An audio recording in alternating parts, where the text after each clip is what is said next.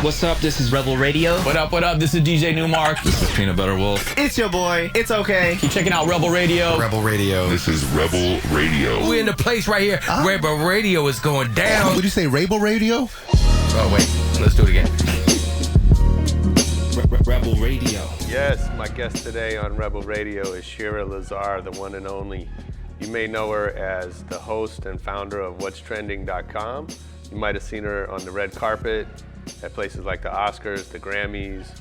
She was the correspondent for Fox News. She was kind of the face of digital media meets traditional media and has really been a pioneer in bringing those things together. She's got some amazing stories from her own journey, getting fired very publicly and having to kind of bounce back and rebuild everything she's working for. Great lessons on leadership and management, how she's learned to build a team and manage a company, all kind of stuff that she's had to figure out along the way due to her success. She's going to tell us how she decides kind of how much to be vulnerable when too much self-awareness can be a bad thing, and more. And now let's hear from Shira Lazar.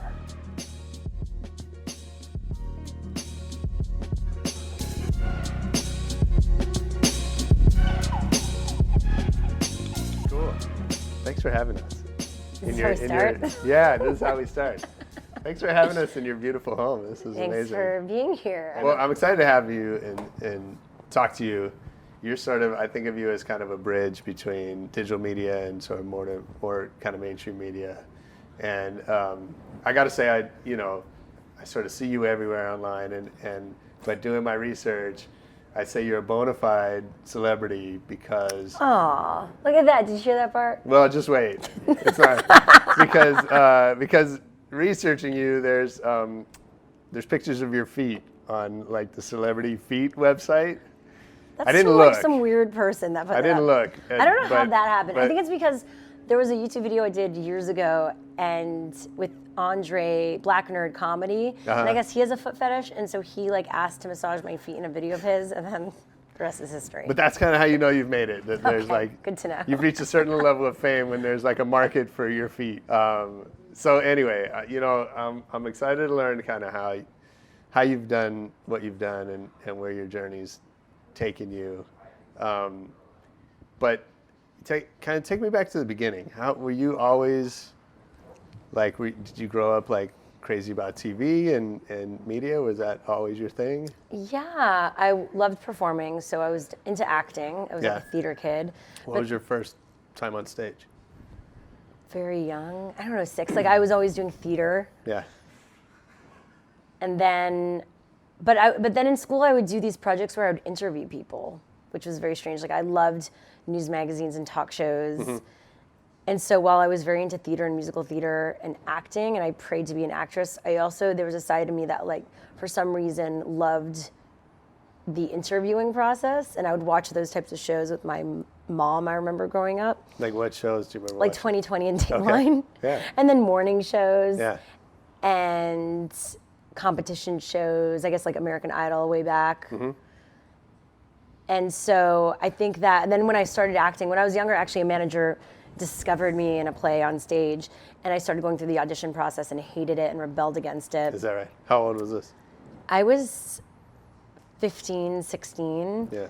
And then I wanted to be a director, and that's kind of where I got more into like the producing, taking the control of the project, mm-hmm. Controlling your own destiny type of thing. Yeah. And then I think broadcasting was a bit of the best of all worlds, where I was performing in a way. Okay. Then also I felt like I was taken seriously, more seriously than if you're just an actress. Right. Or you could produce your own things, like you could create the projects, mm-hmm. more so than in the acting field, even though now, this day and age with YouTube and all that, you're basically controlling your own destiny too. Right. But at the time, it wasn't like that. So broadcasting was a way for me to perform and then also produce mm-hmm. and direct and do all the things I love doing. Yeah. Yeah, I mean, I think that's really fitting that you've ended up where you have, because, that's been my, even as a father, like my wife's always like, oh, we should have my son, like, go do some modeling or whatever. And I'm like, I don't, that thing of like, you're just out there to be judged and you have no control until someone picks you But also, I think that there are kids that have a natural talent or an affinity towards things, and they'll naturally stumble on that. Like, it won't even be an option, even if you're fearful of that for them. Right.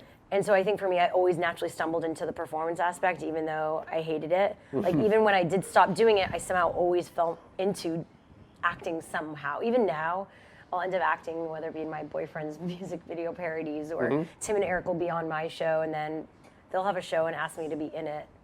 And so even though I've taken myself out of that world, I still stumble into it, and I do believe because there is this like natural part of me that loves performing. Yeah.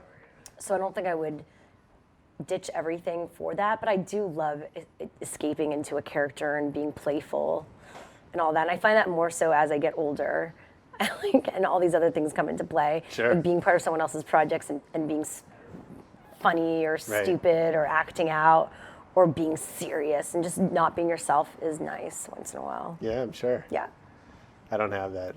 But then also I think either that always myself or never. I'm not sure. But now also with Musical.ly and all these platforms, you could say Vine, you know, even if I am known in a certain space to do something, I think that we see success in bringing comedy and playfulness into what you do. If you look at videos that are shared a lot, they're typically, even if you are known as a broadcaster or a journalist, when you go outside the box and do something different. And typically that involves performing in some way. And so I think now I'm becoming more open to that as I'm becoming more open to, about being myself and not being someone else. Like I think I used to when I was younger, when I was working at CBS News and all these places, I felt the need to like put on this front, like to be taken seriously. And now I realized, you know what, like I could be an interviewer, a broadcaster, a quote unquote journalist, whatever that means this day and age, because I think the idea of journalism is different than it used to be. Totally. But then I could also do a sketch or a funny bit about what's happening in the world, and how it plays into the other thing. Yeah. Yeah, I mean, I think that, you know, the digital media has definitely kind of broken down some of those barriers, and, you know, the idea that there's real people behind. Well, I think in the past I would say like, oh, I want to do a talk show or maybe like a news magazine show or like Entertainment Tonight or TRL. And now I think a lot of the projects I'm seeing that people want me to be part of actually blend that with some scripted bits. And I think in the past I would have been like, no, I'm not an actress. Like I don't do that. Right. And now I'm like, oh no, but those are the things that are shared and that are fun. So like that hybrid model is interesting to me. Yeah. So Anyway. what was the first? I don't even know how we got into that. No, that's great, and it brings up. I have a couple questions to follow up on that, but I want to kind of. What was the first break or the first time where you got a sense that this I've had could so be? many mini breaks. I don't Yeah. think I have one. I do. If I look back, my first I remember thing that happened that it was a big deal was I was a commentator on Fox News, and that happened because I was doing a lot of entertainment news stuff and red carpets and created my own reel and had my own website up at the time saying I was an entertainment news reporter out of LA. And I had done some court TV stuff. But then one of the anchors at Fox News Googled entertainment reporter LA, and she needed someone to fill in on the weekends. She wanted some new guests. She was bored with the people they were bringing in. Yeah. So she found me, and I remember getting a call, like Fox News for my agent. Fox News wants to have you on to talk about Anna Nicole Smith or something like that. I was like, what? How did they find me? And he's like, I have no idea. And so I ended up going live on Fox News. I remember how I was so nervous. It was like really nerve-wracking because I was in my, I don't even know if I was in my mid-20s yet. Yeah. And then there was this idea that, okay, these people obviously think I'm legit for something. And I feel like I'm going and faking it right now. Sure. And I'd never been live in that way. Yeah. In looking at a camera, staring into a camera with no one there. Right. And with an IFB in my ear. So it was all new, but I just faked it until I made it. But I remember that was a big deal because then I started being asked to be on live all the time. Yeah. And I became part of like Fox News and then like MSNBC. And so I started doing the circuit of commentating somehow. Yeah. And then that was, I remember, a turning point because that just got me on national TV every day. And so everyone thought I was this like really legit reporter host because I was on TV all the time. And it also gave me that experience. Like I remember looking back at this video, I was like, wow, I sound so official. Like, and according to this press, blah, blah, blah. And I was like almost performing, I remember. But that gave me a lot of experience. And then LXTV was a big turning point for me. LXTV at the time was a video version of Daily Candy. And then I was one of their first hosts in LA, and then they got acquired by NBC, and then they had hired me to host the local show on NBC in LA. And I remember that was a huge turning point because I was on LA NBC hosting 2 lifestyle shows weekly. And it was a big deal. I remember when it premiered, I was like crying, like, oh my God, it felt like, okay, I've reached something. Yeah. That was a turning point. And then, you know, so I've had many, and then another turning point was when the CBS News thing happened. When I got, you know, I started working with CBS News because I think I started being looked at in a different way. And then that's also when I started doing all the digital interviews and all the interviews with digital stars. And there was something special that started to happen then that really ended up becoming more of the path of my career, quote unquote, or my niche. Yeah. And so does it take a minute, like, you know, you mentioned sort of faking it till you make it. Like, does it take a while to feel like you sort of belong in those settings, or are you? No, like, I feel like I'm always, my own confidence has always been an issue, and I feel this, like a part of me knows my worth, and I feel like I've been around, and I know what I'm doing, and then yet I constantly feel like I need to prove something to myself and others.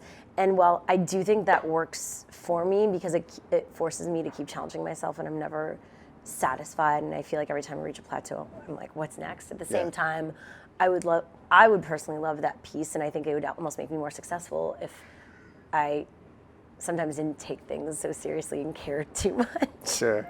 But I do, and that's just who I am, so I embrace it. Yeah, I think, I mean, a lot of what I hear from people on this show is like, everybody has some of that. Yeah, you have to have some self-awareness, but then you have to know that line of where it hurts you and it works against you. Yeah. So I think all of us go up to that cliff, and we always look down and we, you know, scream to ourselves and all that. I'm always, I feel like, walking up to that limit. Sure. Yeah. And then I realize, like, what am I doing? This could hurt me instead of help me. And then you walk back and realize, like, the opportunity there. So I feel like that I'm constantly figuring that out. So is there something you go to when that happens? Like, is it just an internal conversation where you're like, pull it together? Yeah, I'm sure a lot of crying and journaling and and venting to my significant other and sometimes my family. Yeah. A lot of like inner work happens. Yeah. Where I'm like, usually when I'm going through that emotional transition, it's because something's on the other side. It's like I'm going through the trenches of something to get to that other side, to the light. Yeah, Seth Godin it's almost like an artist. Like I sometimes feel like it's what artists go through to get to that product they want, or musicians, where they torture themselves through the process until they reach the product or the results, and then they have this come to Jesus, this, I guess, moment of what? I don't know. What's that word? What's that word I'm looking for? Like the moment of Zen? Yeah. Yeah. Yeah. And realization, self-realization. Sure. But then once you kind of... And it happens again, right? It happens again. Yeah, I just finished reading a book, The War of Art. Yeah. That's like cool. all about that. I feel like that happens to me a lot. And then I think what happens is as you get older and as you've been through it, you realize this is just your process. Right. And you're like, okay, here it goes again. What's up? You put on your gloves and you're like ready to fight. Yeah. Whereas when you're younger, I think you definitely are more reactionary to it and uncomfortable with it. I feel like I'm uncomfortable, but then there's still awareness that this is what I need to go through to get to where I want to be. And then sometimes you just wish it was easier. But then if it was easier, then, you know, what they say, not as many people would be, or more people would be doing it. Sure, yeah. So it's a constant, I feel like, battle. But I try to simplify things. Like, I think as you get older, or as I do, I try to find more flow and ease and clarity and simplicity around the things that I want. So was it a conscious decision sort of to focus more on digital media, on YouTube? Like, was that because you saw an I opportunity think it was there? both that I wasn't getting opportunities otherwise, and Yeah. then I saw the opportunity to do what I wanted to do, Mm-hmm. and so it became a platform. And also, I think I saw people that were making it work, and it was really exciting to me and inspiring. And I feel like I work off of energy of other people. So if I see like a group of people like not just doing well in a superficial sense, but there's like a fun creative energy happening, I move towards that. Yeah. And I've seen that now with everything that I've done, whether it be YouTube or as things are growing on now this new app, Musically, Lively, and I'm definitely not 15, but yet I still feel an excitement. Sure. There's a curiosity around where creativity lies, and then from creativity, you build out the business around it. It's like creative capitalism. Sure. Yeah. Well, I think it's so interesting, on the one hand, like, YouTube and these other channels are certainly transforming media, right, and entertainment. And at the same time, like, there's so much resistance to that on the business side. That's because they want to maintain. I get it, because the models before were easy. It's like if you were at the top, you stayed at the top, and it was consistent and stable, and it's cushy. Yeah, Right. Why would you want to break that? Of course. But you can't stop what happens. You can't stop audiences from going where they want to go. Yeah. And so you either fight it or embrace it. Yeah. And that goes back to always being curious. And and then I was going to also say, for me, it was also a way to be self-sufficient. So when I pitched myself to CBS News at the time, they didn't have any budget. And I just wanted in. I wanted to create this idea that I was this vlogger for news around digital culture, and no one understood what that meant. So I felt like I needed to be somewhere to prove what that meant. Just do it. Yeah. And so when I pitched myself, I said, don't worry, I don't need a shooter, I don't need an editor, like no resources from you. Pay me a bit for my time so it's respectful, so I don't feel like I'm working for your organization for free, and that would be illegal. Of course. And Also not a good idea. yeah, it just would be a good idea. Notes, don't work for free for big organizations. That's right.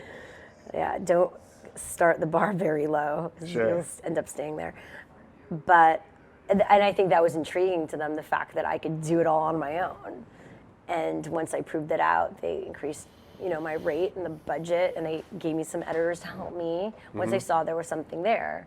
But I think the fact that with all these tools, you could just do it, you don't need big budgets to at least prove some models, is what was interesting to me. And I could do it from anywhere. At the time I was freelancing, so I was traveling, or I was just doing it from my apartment, or I was getting exclusives from digital stars or viral stars over Skype, because at the time I wasn't necessarily competing with talk shows or morning shows. Right.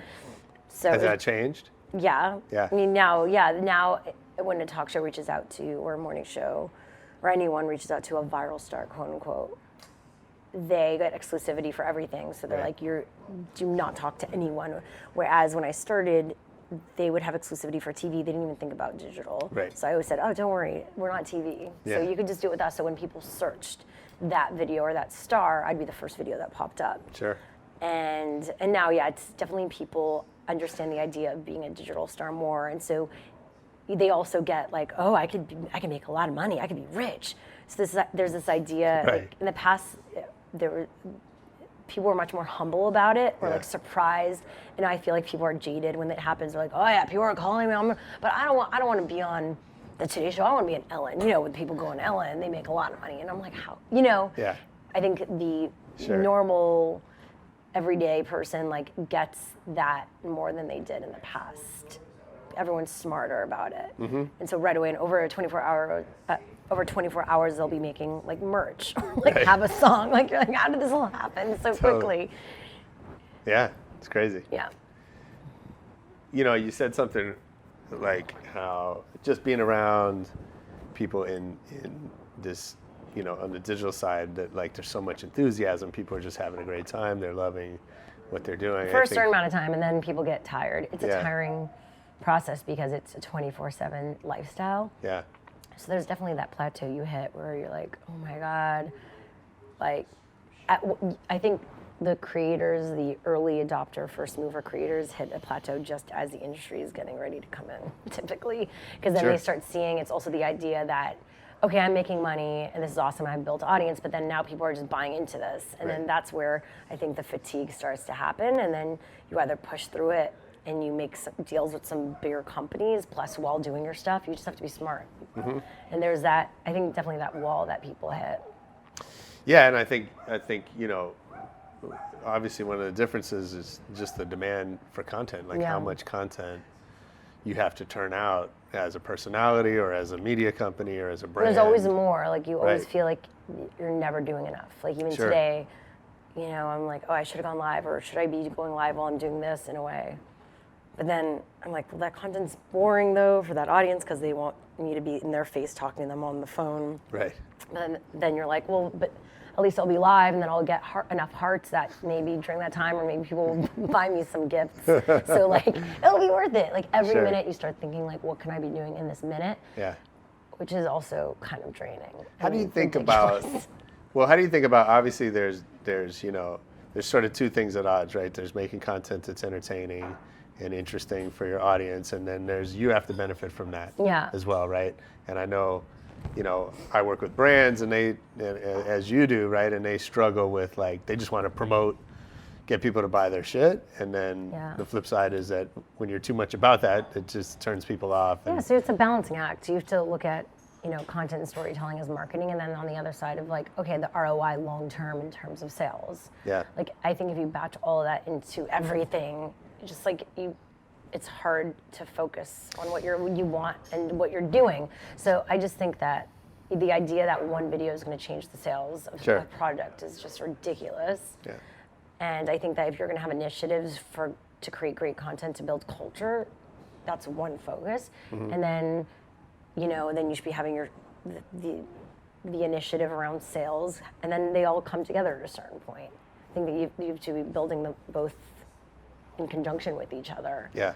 But I think if you approach creativity with the idea of sales right off the bat, it could be a weird thing. And if you do, at least be honest about that objective from the beginning, because a lot of times brands will approach creators wanting to do something fun and crazy and quote unquote viral, and then halfway through they'll be like, oh well. Or after the fact, when the results come in, they'll say, "Oh, this didn't result in sales," and you're like, "Well, that was never what you didn't say anything about sales, or about it linking to a site, and you wanted a great piece of content. So just say what you want from the beginning, and then build from around that." So, what do brands learn from you? Obviously, they come to you because you're an expert in the space. I think that, and then also because we've been in the creator community for so long, we've come to it and approach it in a very authentic way. I'm a creator, we're a creator-founded company. We're in the trenches ourselves having honest conversations with talent and creators, so I do feel like we're not coming into it from the outside, from what we're hearing. And so it's just a different approach, and because we do have talent on speed dial, when an opportunity comes up last minute, we're able to execute. And then just we just understand how to make it so that everyone's benefiting. Yeah. So I would say that's why. And then because we're also creating ourselves as a publisher, we can take those lessons and learnings and bring it to what we're doing for brands. So where'd the idea for What's Trending come about? Why'd you decide to kind of start your own property? I was at CBS News as a blogger, and I was there for 6 months to a year. And I just was like, okay, this is cool, but I was like, this isn't really what I fully want to do with this. At that point, I realized, oh, it'd be cool to have a show around these topics. And at the time also, for me, I wasn't necessarily just into entertainment news and gossip, or just into politics, or just into tech. And I felt like as a broadcaster or host, I was always pigeonholed and cornered into those things. People would ask what you liked doing or what you liked covering, and what's your beat, and you always had to pick one of those. And for me, What's Trending was this idea that, oh, I could talk about all those things I like talking about. I don't need to be one-sided, and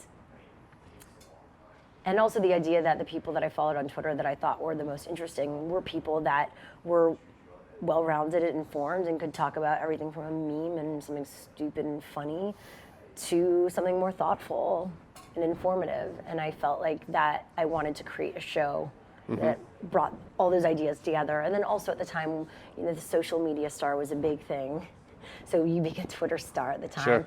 And so how do you take these people that you follow on Twitter and bring them to life in a show?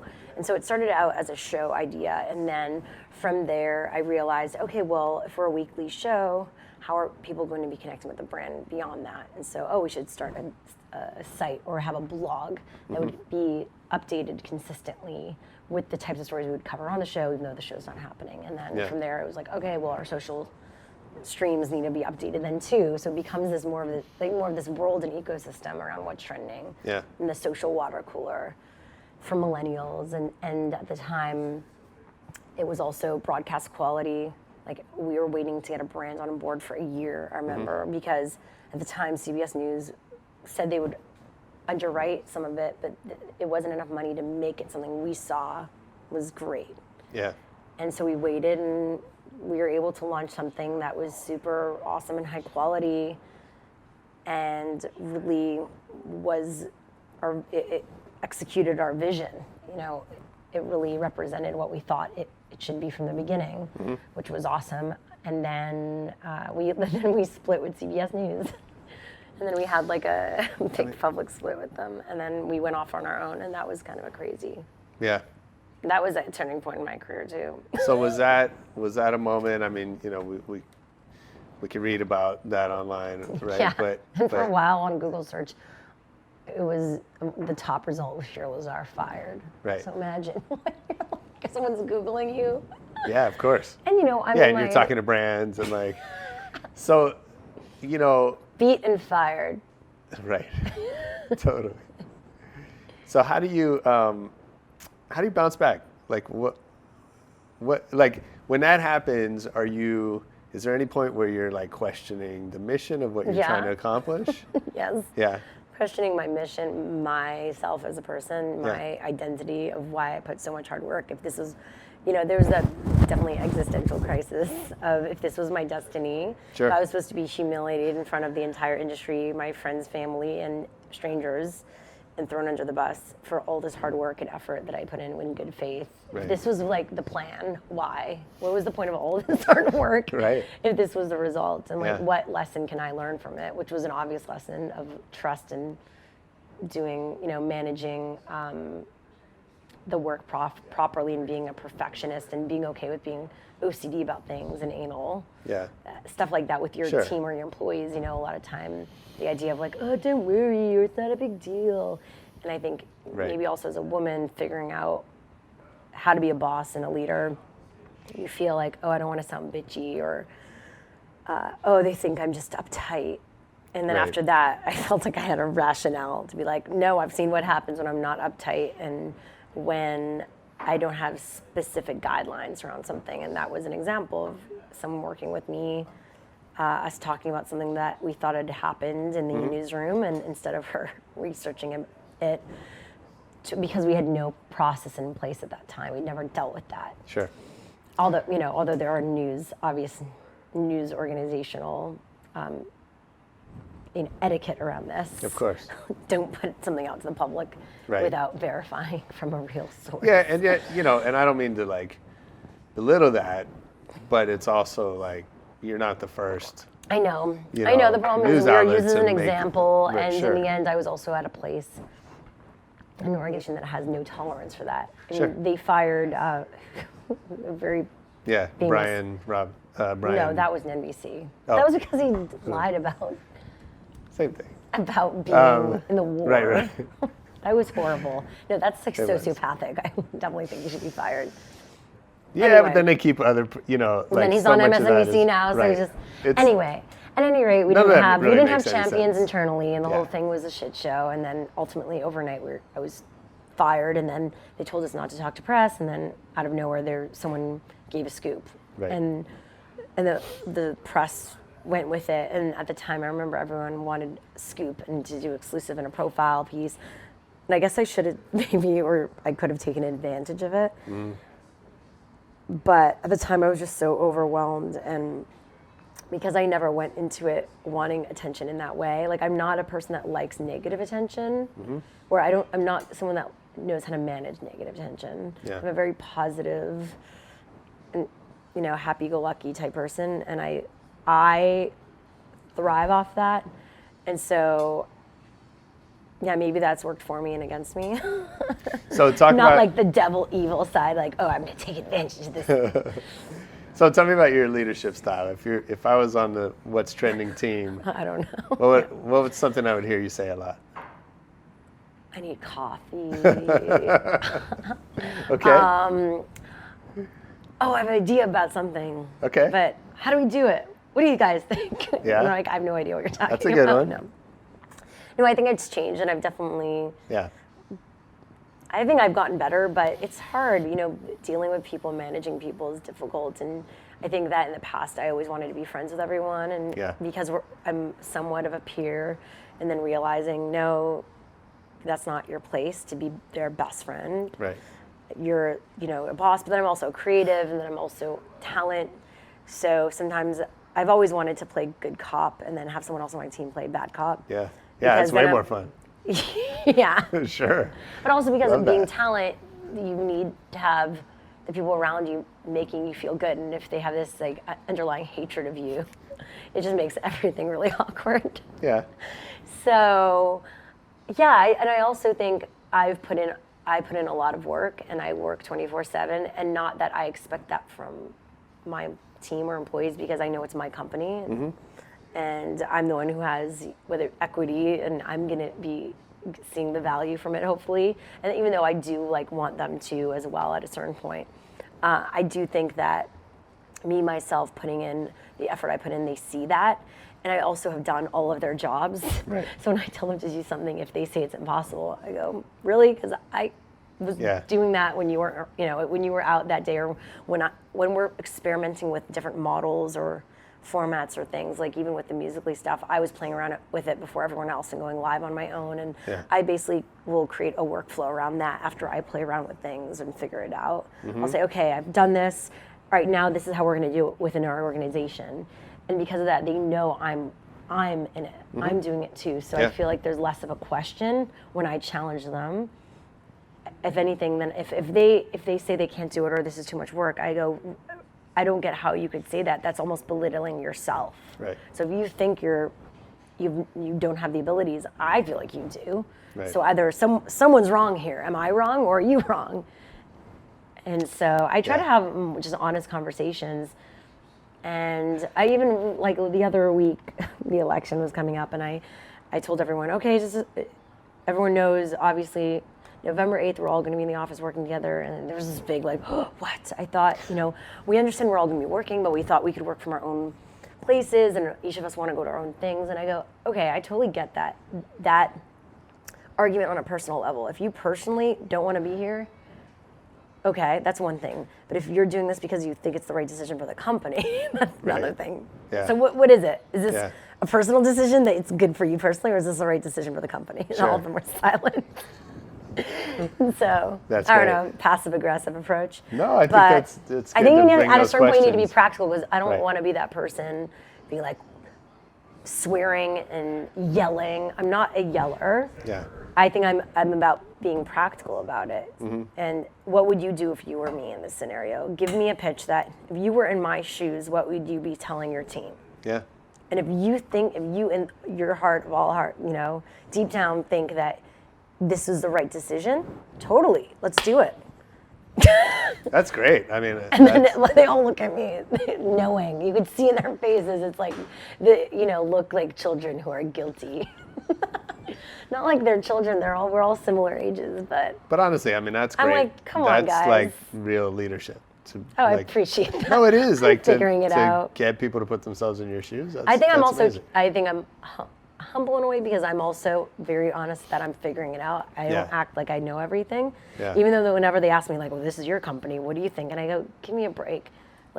Yeah, it is, but why do you think Sure. I have a team? Right. Of It course. was because I Otherwise, knew I you couldn't just do it on my own. yourself. Yeah. So should I just expect that you're not going to help me execute on this? Yeah. And if so, then I should probably figure out another solution. Sure. So I'm always putting it back on them. If you're going to put it on me, let me throw it back to you. Right. Because I also, by the way, I also say to them, I have clients, I still have people that I need to deliver to, that you could say are quote bosses because they give me money so I can pay you guys. Yes. And I would never talk to them like that. I would never say that I can't do something. It's always about solutions. And I go, figure out how to find solutions instead of like finding why this can't happen. And I don't think resources is, I say, and the answer is not resources. And I say, because I work as you, and I go, as all you guys know, I've worked everywhere from huge companies to small companies, everything in between. I've made 6-figure salaries to 0. So I've done it all. So I'm telling you this from my own experience. And unless you each have had that experience, like, tell me a solution, because it's never, because the excuse a lot of people use, oh, well, we need more money to do this, we need more of this. And I go, really? Because I'm talking to other people as I'm figuring out the models, like investors or other companies, and they're telling me that 5 people is way enough. Well, there could be more people to execute on these visions and these ideas. So you're telling me I can't, makes me feel like you're just not the right person to be part of that. Nice. And I'm like, there you go. Hey, tell me about the Creators so Project. Tell me about Partners Project. Well, it's been on hiatus for 2 years. Oh, okay. Well, then don't I tell me want to about bring it back. No, well, I want to. That's what started it all while we were waiting to do What's Trending. Yeah. We got to know a lot of the creators through this idea that I had, which was an Inside the Actor Studio around YouTube stars. It was after we did the first ever VidCon, and I realized that there was a special movement happening, and that there needed to be something to document it. So that's how the Partners Project came to be. And then What's Trending came up, and a lot of those relationships we'd built over the year of interviewing these talent and having these really awesome conversations that weren't sound bites and were really about the craft and how they do what they do. And it was for fans, and it was also for the people that were coming into this space to figure out like what were the secrets, the tricks of the trade. And it's something that we put on hiatus because it got really busy at What's Trending, and I keep on wanting to bring it back. It's like this kind of pet Partners Project. Sure. And it's funny because Casper Lee, who's a big YouTuber, came up to me. He was promoting his movie Late in America, and he was on What's Trending, and he goes to me every time he sees me. He's like, Partners Project. I always love Partners Project. We need to bring it back. That's a good sign. Yeah, it will happen. It's one of those things that always pops up. It's just a matter of the right things coming together, and we need a brand or someone to underwrite it because, or I just need to make more money personally so I can just pay for these things. Yeah, exactly. Do you had such great leadership stories just now, and I hope so. Are those like, do you have mentors? Yeah, I have advisors. Yeah. I mean, it's funny, even the past 6 months, some of my advisors who are COOs of companies, bigger companies that are very successful in this industry have even said that, oh, you've stepped up. Because I think the biggest thing is I've always been honest about my weaknesses. Yeah. And that works for me and against me. And I think that people that can be evil and negative will take advantage of that. Sure. Instead of looking at it as, wow, I appreciate you sharing that. Now, how can I help you get there? Yeah. And I've always been honest about my weaknesses so that I can have my team help me deliver on the things I know I maybe naturally can't, I don't have an affinity to doing and don't enjoy, which also I'm okay about. Like, I don't want to do everything. I think that's pointless. If you're going to have a company, it's called a company for a reason. Right. I would just continue doing what I'm doing on my own otherwise. So, but I definitely have had issues in the past with, the numbers of the business, like my, financials, and that's been something unfortunately, I had someone else running the company that didn't educate me on those things, and because I naturally wasn't really, I'm more of a creative. I was handling that side of the business. I didn't go out of my way to learn about what was happening, and it really, it worked against me, and I've seen the results of that the past year. I had to do a lot of cleaning up and learn a lot, which now I feel informed and empowered. But I was definitely one of those that was like, please I don't want to look at a spreadsheet. Please, I don't want to talk about this. Like, cash flow and overhead. Can someone else do that for me? Totally. And it's about getting the right people to manage that, but then also knowing enough so that when the wrong things are happening, you can act on it. And That's not easy. I didn't know enough, and I was also trustworthy of a lot of people, so I've learned a lot in that way, and my mentors have helped, like other advisors and COOs and CEOs of companies have helped a lot to make me realize, like, one, how to take the power back and how to surround myself with better people. And I also now know the red flags, like when people are coming in to help, what's worth having them do versus having them not do, or seeing right away people that say they're going to do something and like the reality of them being able to do it. Sure. I see through that much more now because I have a greater understanding of that. And I'm very lucky to now have a few people that are really helping. And they're mentoring me to say, it's not bad that I don't know these things, but let's help get you there. It could be very difficult if you have people around you that are making you feel bad because it's counterproductive. Sure. And I don't know if that's more of a female thing. Like, I think that men will... I think that's everyone. I don't know. I hate going into the sexist thing. Like, it's a female thing. But I do feel because or maybe it's a personal thing. Because I'm very lax and hippy-dippy and whenever it goes, even though I still have I understand what's happening. I'm smart. And I think people take advantage of that because they think I'm... Of course. I talk about my insecurities and my vulnerabilities and weaknesses, and they could they could use it against me. But those aren't the right people to surround yourself with. That was my I love it. rant. Okay, I have a little speed round. Oh my God. Can you see? Are you? You got it. Yeah. I'll go like this. Should we move? You might. Well, I just could move like this, but I don't know if that's going to ruin the shot. Okay. Did it make sense what I was saying? I love it. Did it? Awesome. I don't. Yeah, you're just saying you're like awesome. All right, wait, I'm not gonna. No, this is great. Okay, speed round. Okay. What's something you used to believe and then decided that you were wrong? Santa Claus. No. Hey, my kid listens to this. I'm a Jew. Jews for Jesus. That's what you realized you were wrong about? No, what did I used to... Wait, say that again. Something you used to believe and then decided you'd been wrong.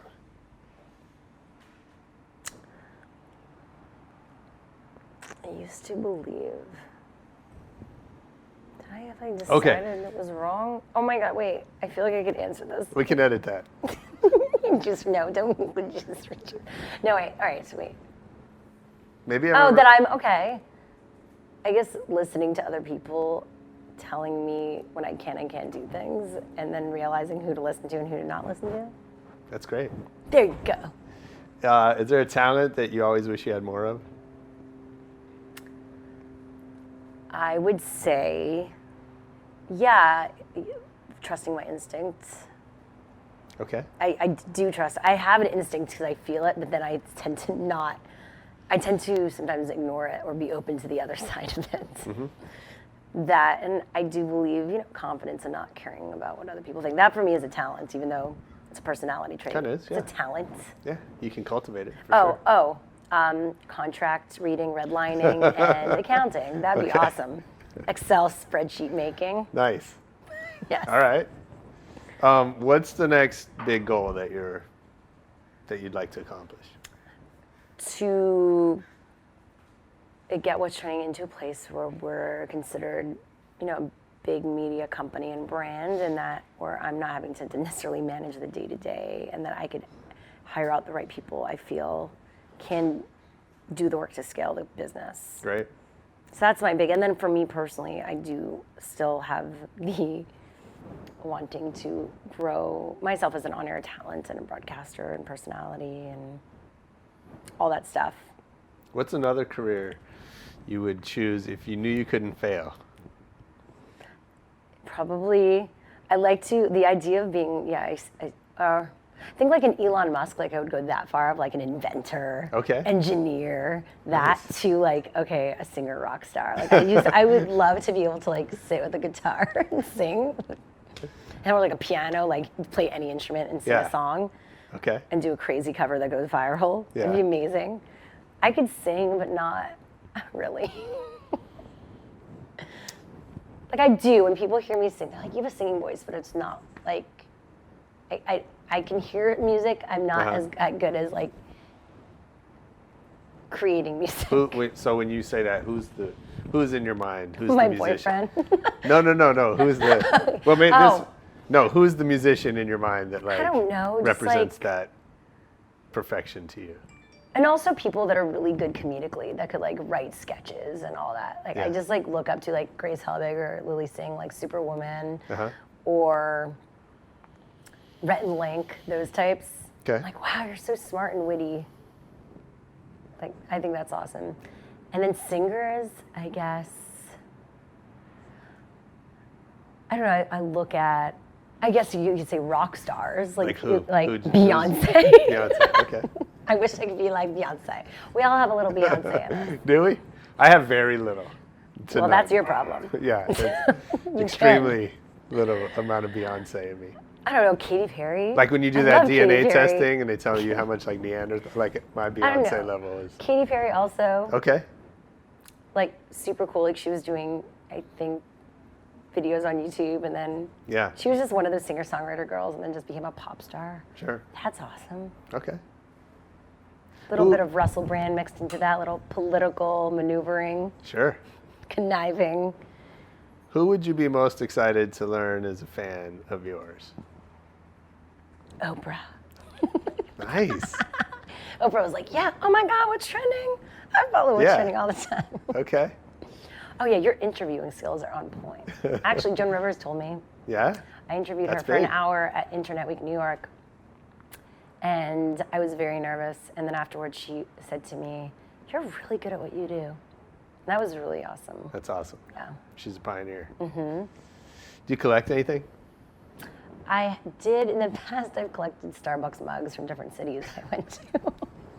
Okay. Do you still have them? Or? Yeah, somewhere in storage because I moved a few All months right. ago. That, and I try not to. You know what? The problem is I lose a lot of things. Yeah. And so I try not to be too connected to things because I feel like I always That's lose very things. wise. That's very zen. Yeah, even like my phone or laptop. Like what sucks is notes that I make, Yeah. more creative notes. But then I've just gotten used to not being overly attached to objects or things. So I guess, or Neil Strauss used to say, you know Neil Strauss, Yeah, I know. right? He used to say to me, "Oh, I collect people," which sounds really weird to say Well, that. he definitely collected people. He wrote I books do. about that. I connect friends on Facebook now. Yeah. I'm a degree separated from, like, literally what I am proud of sure, is if from everyone. I need anything or I just throw something out to my network and I'll find something somewhere. Yeah. So, Speaking yeah, I of guess I Neil collect Strauss. people and experiences. I try to. Nice. I collect neuroses over many generations. All right. Speaking of Neil Strauss, what's the last great book you read? Oh God, I'm still reading. Crap. This is like a Trump question. Who's your He says the favorite same- foreign leader? He says, no, Donald Trump says like the same book every time. Does he? The Art of the Deal?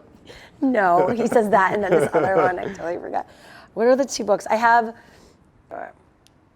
there's one I'm reading about habit and changing your habit. Oh, The Power of Habit. Yes. The Power of Habit. And then Dr. Chris Donahue.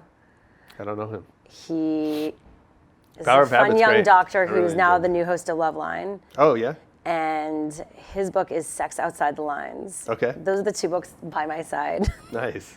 my bedside. That's good. Yes, but I still need to finish them. I tend to start books It's and hard. then not finish them. I had that until I switched to audiobooks. Yeah, I need to do Now, that. like, I can power through them. Yeah, what was the last book I read on my vacation even? I've been really bad with books lately. Yeah. Yeah. What movie do you think you've seen the most? Oh, Home Alone. My son loves that.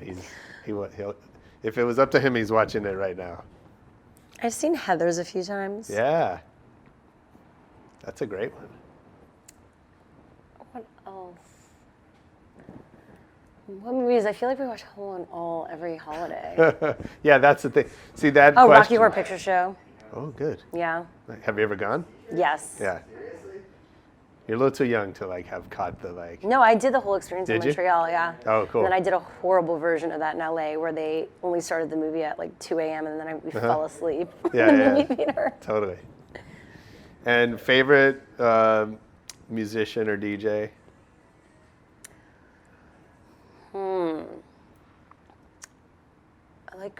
everyone from Frank Ocean to Justice and Air to Jay-Z and the Beyonce to, I like classical music sometimes, and then, I don't know, when I was younger, I listened to everyone from like Jewel and Lilith Fair back in the day to Ben Harper, and then got into more my electronic phase, and now I guess hip hop. What's a Well, like, hip hop artist? well, that you're- I mean, I feel like this is where my boyfriend comes in. He knows hip hop so well. Yeah. I could say the obvious ones. Oh, I'm so cliche right now. Like Drake or Jay-Z. That's okay. Or Kanye. You're allowed to like whoever you like. Oh yeah, where do we find you? What'strending.com, Oh yeah, obviously. go to what'strending.com. What's Trending everywhere. Yeah. Facebook, Twitter, YouTube. If you're on Musical.ly or your kids are on Musical.ly. Shira Lazar everywhere. SHIRALAZAR. Awesome. Yeah, that's about it. Google, you could Google it. Google Shira Lazar for pictures of her feet and Weird. celebrity updates on what's trending. There you go. Nice. Thanks, Shira. That was my lovely interview with Shira Lazar on location at her beautiful home in Los Angeles, sitting out on the balcony listening to the planes fly overhead. Hope you liked it. If you did, hit us on Twitter, hit us on Facebook, hit us on iTunes with a review. Come back next week for more Rebel Radio. Peace.